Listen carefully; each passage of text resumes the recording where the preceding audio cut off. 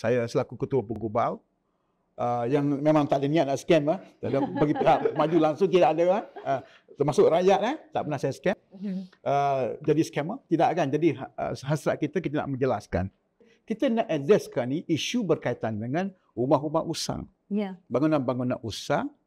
Malah bila sebutkan tadi 100% nak tunggu 100% dapat persetujuan, kita berdepan dengan pelbagai masalah. Kali itunya satu tak setuju, 90% orang setuju, tak boleh lah kan. Kalau katakan saya ada 2-3 kali lepas bersama ahli parlimen juga, dia kata tempat dia kata ada 4 pihak yang tidak bersetuju.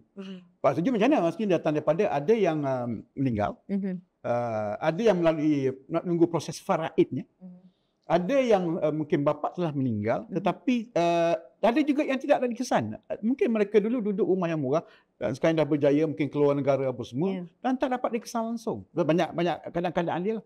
Jadi kalau kita nak menunggu yang tak kesan sampai ke peringkat bahasa kasarnya sampai ke penghujung ayat ataupun sampai akhirat orang panggil kan. Jadi tak boleh. Jadi kita harus ada satu rasional. Bila kita buat kajian, kita Muslim countries, negara barat juga yang saya tengok tadi tu, masuk di Korea, di Shanghai, di China dan sebagainya, kita blendkan bahawa kita harus ada istilahnya dipanggil consent threshold, ambang persetujuan yang rasional. Bila kita letak katakan usia bangunan tadi lebih daripada 30 tahun, 75%. Jadi lebih kurang.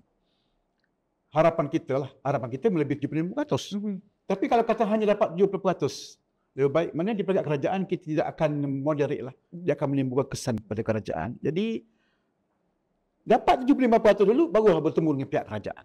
Itu yang asal kita. Jadi bukan kita paksa pun. Kerajaan tidak ada elemen memaksa, tapi kita sebagai pihak kerajaan yang diberi amanah untuk memastikan rumah itu kondusif. Betul.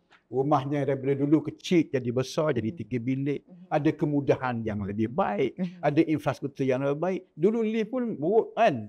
Sekarang ni ada padang bola, ada klinik, ada mungkin balai raya, ada kemudahan rekreasi.